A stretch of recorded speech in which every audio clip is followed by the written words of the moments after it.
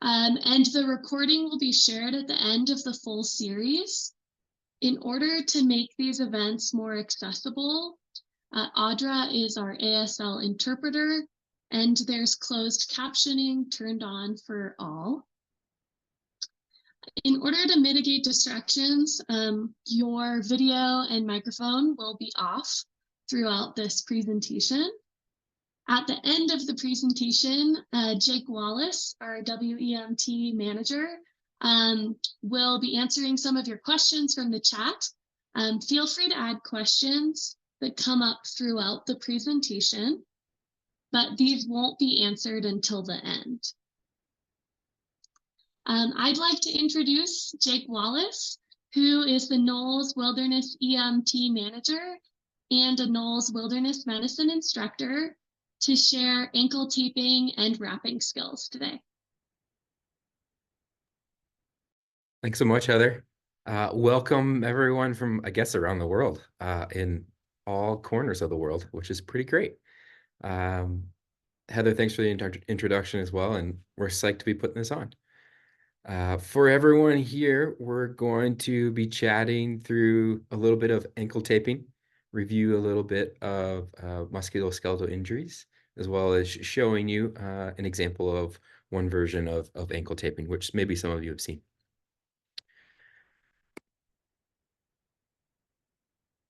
Don't need to know too much about me, but my name's Jake. I'm excited to be here. I am currently the NOLS Wellness Medicine WEMT manager, managing our EMTs back in Lander. And I've been, just like Heather mentioned, been an instructor for NOLS for 15 years or so, teaching a lot all over the world. So fortunate to do that along the way, and excited to be here today. So let's dive right in. And again, just like Heather was saying, if there are questions along the way, we'll revisit the chat at the end. As a reminder and a review for some, and maybe this is new to some as well, I'm guessing everyone out there has probably had some type of musculoskeletal injury before, but to review some of those signs and symptoms. Signs and symptoms that may be present in a musculoskeletal injury, we may have diffuse or more specific pain at that site. It may be tender. Along with that tenderness may come swelling. Discoloration and bruising may be added to that injury as well. Other things you might see with a patient who has a musculoskeletal injury is reduced range of motion, which is that arrow down, ROM. And you might see changes in the circulation of that limb, the sensation of that limb, or the movement, similar to the range of motion there. A patient may complain or tell you that they heard a snap, a crackle, or a pop, or you as the rescuer may be manipulating or palpating that injury, and you may feel some of those snap, crackle, and pops within the body part. And obviously, as injuries get worse, we may see some type of deformity, maybe a new ankle or a new wrist, if you will, a new joint. Moving on to the next slide here, musculoskeletal injury treatments. Surely some of you have seen these before. Things that the rescuer would be good to do is initially look, listen, ask, and feel the injury itself, asking questions around what happened, the potential mechanism of injury, how it happened there, maybe if it's happened in the past, and comparing that. Feeling and palpating it around the injury site. The rescuer, it would be great to have the rescuer do a usability test. In wilderness medicine, because we don't have diagnostic tools like x-rays and MRIs, the usability test determining whether an injury is usable or unusable will drive our treatment. And today, with an ankle injury, we're going to talk about a usable injury versus an unusable injury. Additional treatment principles, we could consider some type of pain management, whether that is some type of ice therapy to reduce some of the swelling, potentially some over-the-counter medications like ibuprofen or acetaminophen, and keeping that patient from walking on said limb. Before and after we do some supporting for the ankle or for some musculoskeletal injury, We want to check and reassess continually the circulation, sensation, and motion of that injury site, hopefully making those things better. And also hopefully our treatment doesn't make those things worse. That also will drive some of our evacuation and or treatment criteria. The last thing that a great rescuer will do, they'll continue to monitor that swelling, monitor the injury site, making decisions whether to keep this individual in the field and or evacuate them based upon both that usability, signs and symptoms, and other contextual information that's discussed with the patient and the other rescuers. So let's go specifically into the ankle. We'd love to show just a little bit of anatomy of the ankle here. If you're looking at this screen, on the left side, kind of left and top, you'll see the lateral view or the outside view of the ankle. On the right side and a little bit lower, you'll see the medial or the inside view of the ankle itself.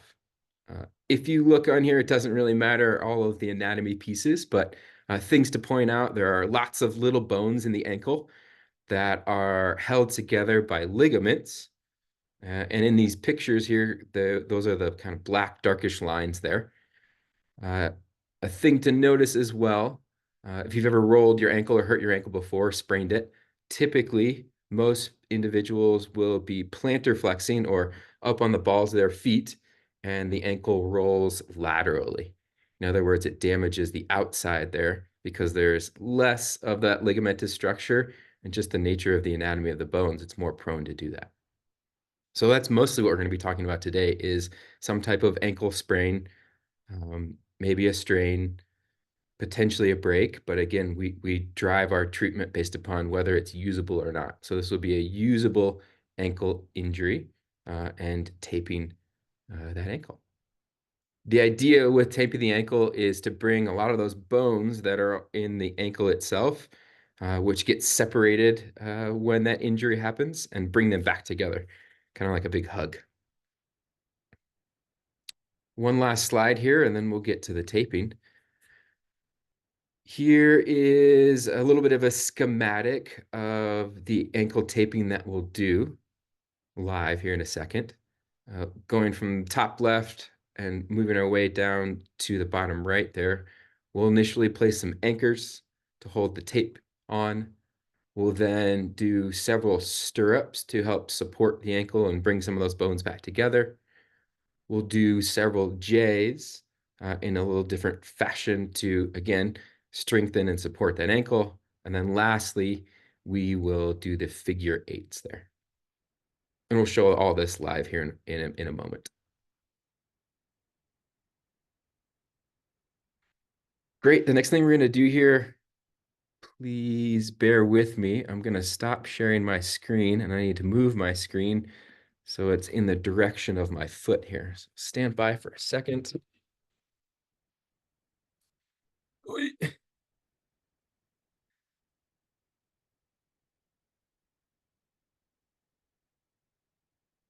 All right.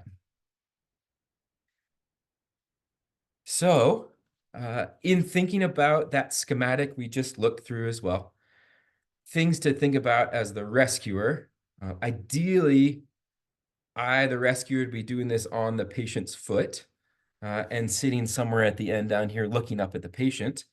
But potentially you could do this as well on yourself. And for today, I'm going to show you how to do it on yourself. Things to think about as well. We want to set ourselves up for success.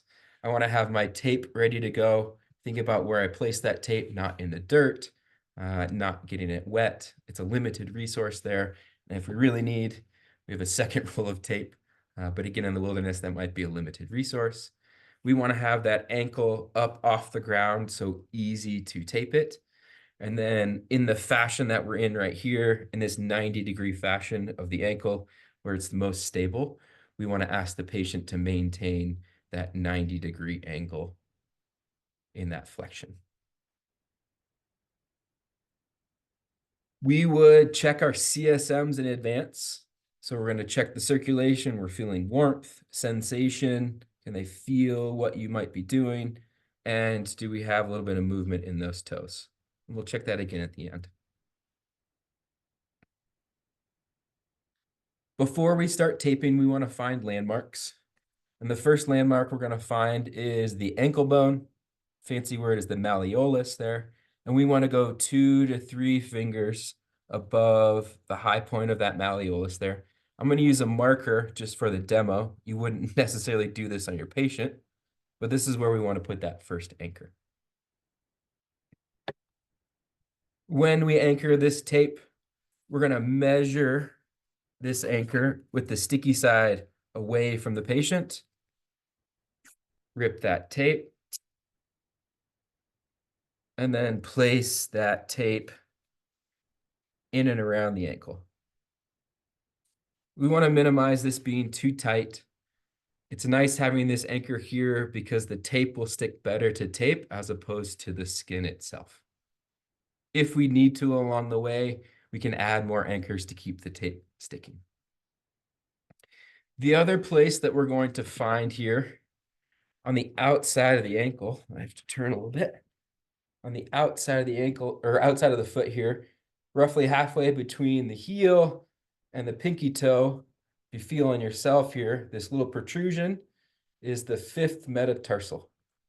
We don't want to put any tape past that any further up towards the toes because 1, it wouldn't be around the ankle, and 2, it might feel a little too tight. So we want to maintain the tape in between here. So we would find that bone there, and we don't want to go past there. And we'll aim to do that as we tape this ankle. If we revisit that schematic, the first thing we're going to do is we're going to do 3 stirrups. How we measure those stirrups here, we're going to take the sticky side of the tape away. I'm going to measure relatively on the midline or the middle of the ankle there. Rip my tape. Place it under the heel bone, and I'm going to pull up with good force on both sides there. So I'm essentially pulling the heel bone up towards the patient. If I was the rescuer doing this on the patient, I would be pushing on both sides with equal pressure. We're going to try to do 2 or 3 of these. Each time we're going to try to shingle or overlap for a little bit wider support. So again, we measure, sticky side away. We place that slightly over the last piece of tape, and we let the tape kind of go where it wants to because every ankle is just a little bit different.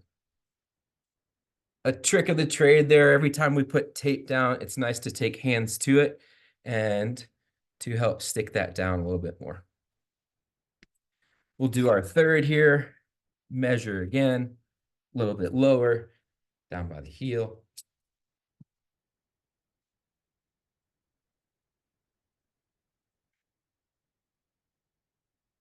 And again, we'll pull that up nice and tight towards the ankle, maintaining that 90-degree fashion. Those are our 3 stirrups thus far. If you remember back to that schematic, the next thing we're going to do is a J. And a J is going to start on the unaffected side, right? Because our affected side is our outside here, or our lateral aspect. It's going to work its way down and around the foot and back up the opposite side and finish roughly where we start. This time there, we're going to maintain and keep the tape on the roll to make it easier and so we can pull the tension. We're going to stick this relatively where we started before. Go down and around the bottom. When we get to the opposite side of the foot, I'm going to pull up with a little bit of tightness to support and kind of simulate those ligaments that were stretched and bring it back to where we started there. We'll rip that there and in place. We can see that J comes across the front here. Just like with the stirrups, we're going to try to do 3 of these. I'm going to go down and around, go back up and overlap. Let the tape go relatively where it wants to there, and then back to itself. As we said, let's do a 3rd overlapping this time here. Go down and around a little bit tighter as we come on the opposite side, and then back to itself. So we've got our 3 J's. Things that we're aiming for as well with all of this tape is try to aim for smoothness. We try not to have any wrinkles. Wrinkles often lead to blisters.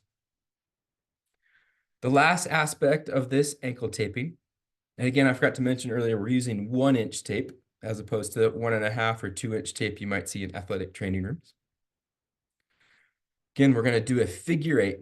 Figure 8 is going to start on the unaffected side, very similar to the J. It'll work its way back around and then continue back the back of the ankle around the Achilles and back to where we started.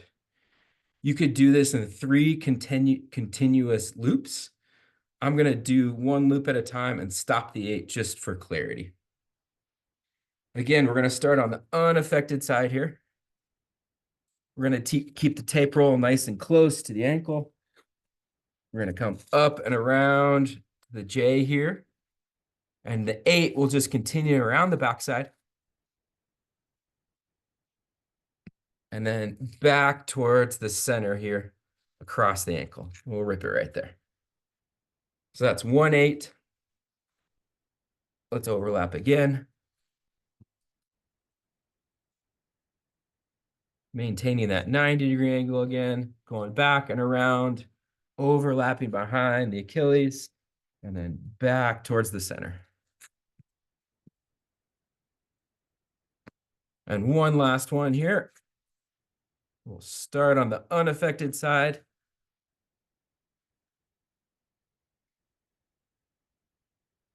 Work our way back and around. And then back towards that center.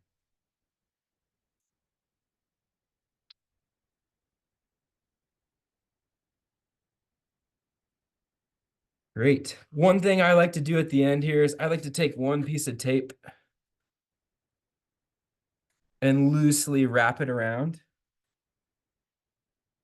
to then get those tape ends back together and keep them from falling off. And then I add a little tab here to easily take that off afterwards. Before we move on, we want to assess to make sure and look all around the ankle there for any of these small little gaps in the tape. And if there are small gaps in the tape, what we want to do is add a little bit of tape so that maintains the skin underneath the tape so it doesn't pooch through and create some irritation. Other places that may create irritation on the patient, the back of the ankle here where the Achilles hits, if it's too low here with some of the skin, that may get irritated. If it gets too far up towards the foot or towards the toes, that may get irritated as well. We like how this looks in terms of the smoothness. We would reassess the CSMs. Feet still feel warm to me. Sensations feel great, as well as we get some of the movement. And what this will do is it'll simulate the ligaments that got stretched over here and now add support to the ankle. This ankle will then go back in a sock and back in a boot, and hopefully, right, the patient can then ambulate out or continue to recreate on their own. That's ankle taping as a whole. I am going to move my screen back up here again.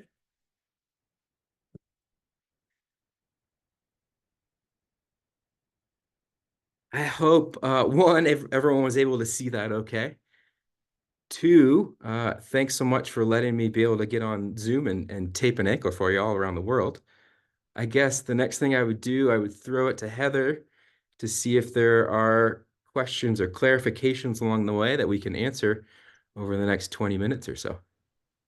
Awesome. There's a lot of great questions that are coming in. One of the main ones that I'm seeing is, how do you determine if an ankle is like usable or not? Sure. So one, we would encourage, if you haven't taken a wilderness medicine course, whether it's a WFO or a woofer, come take one with us. We would love to have you.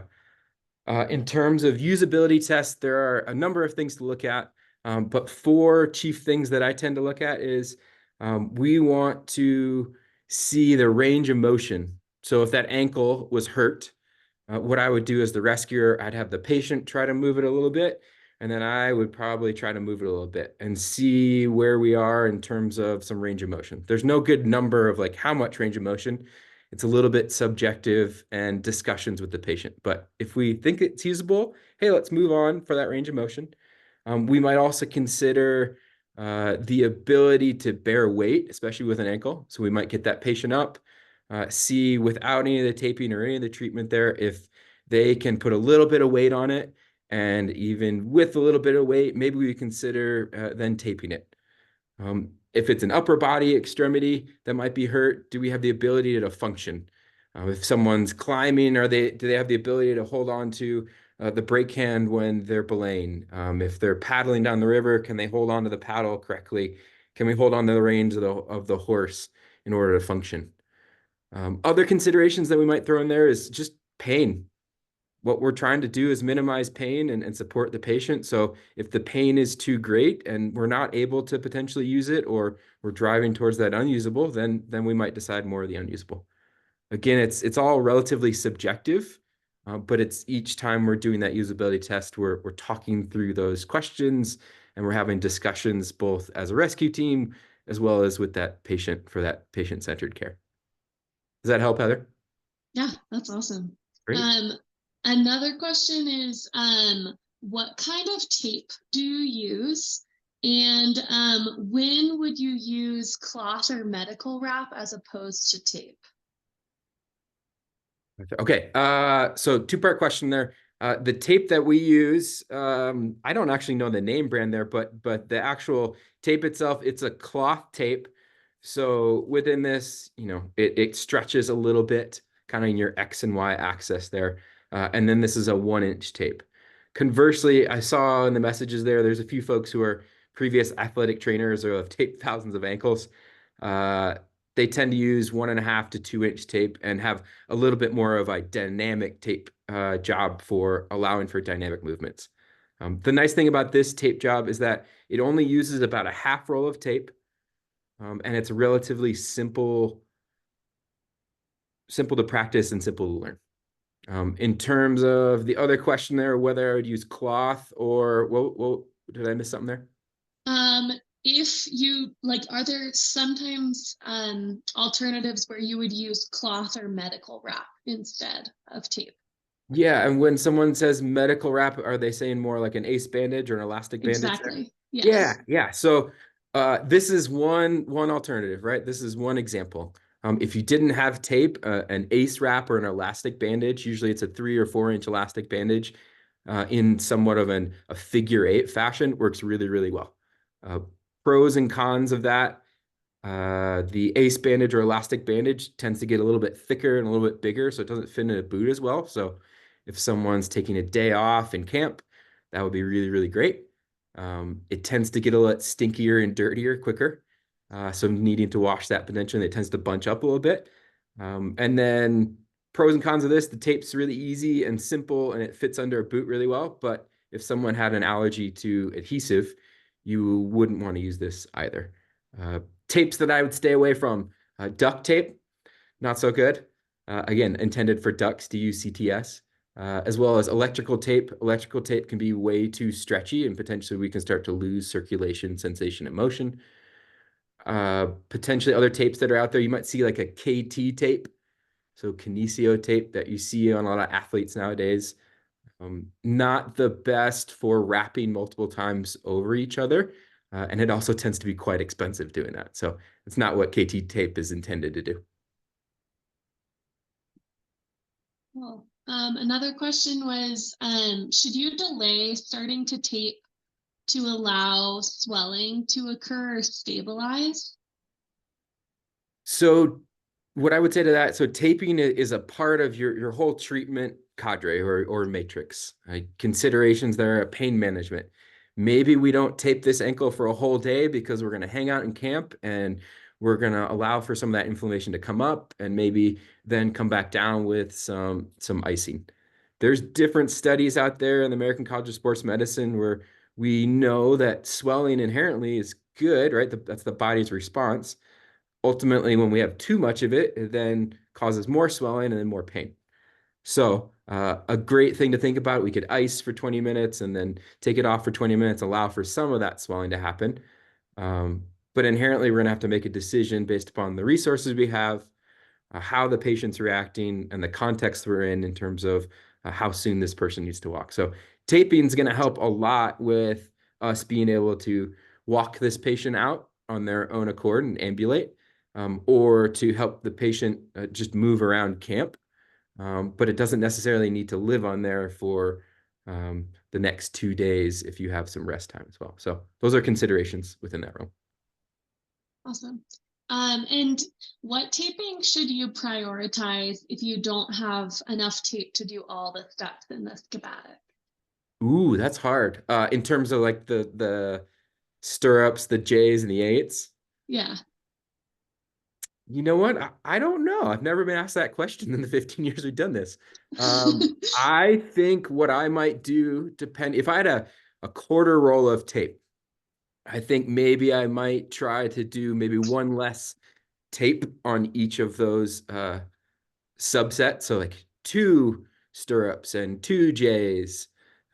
Maybe if I really needed to, I could get rid of the J because the 8 is an extension of the J.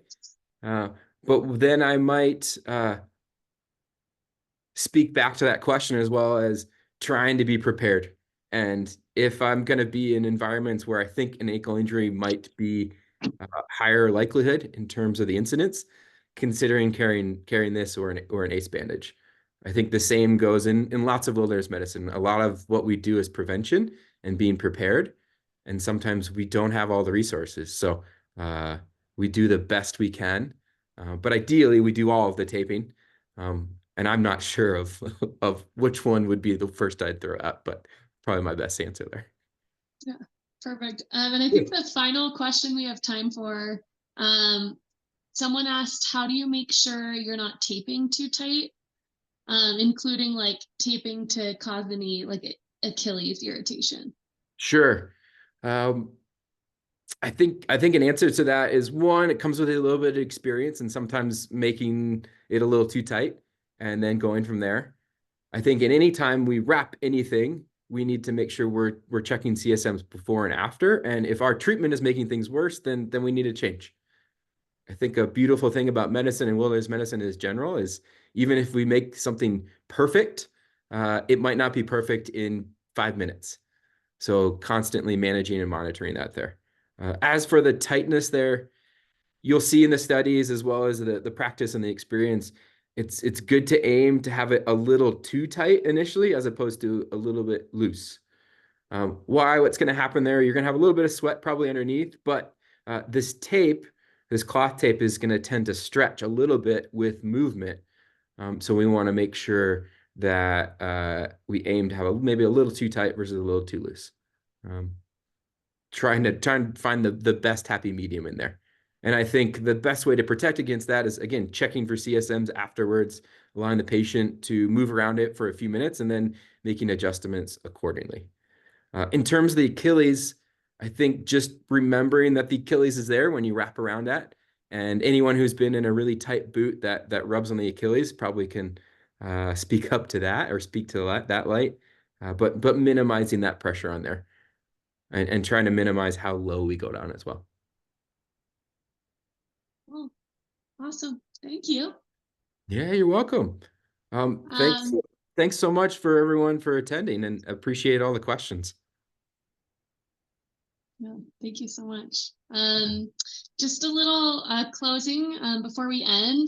Know that this is the first event in our series. At the end of the full series, we have one more next Thursday and then another the following Thursday. So after May 2nd,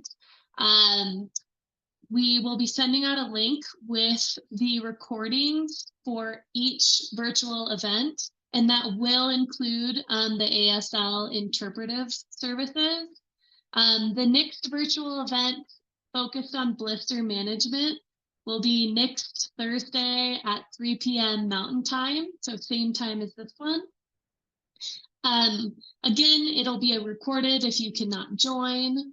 And thank you so much for coming and making this event a success. And thank you, Jake, for just giving a great talk and refresher on ankle taping and wrapping. You're welcome. Thanks so much, y'all. Alrighty. Bye. Thank you Have a so great much. day. Bye.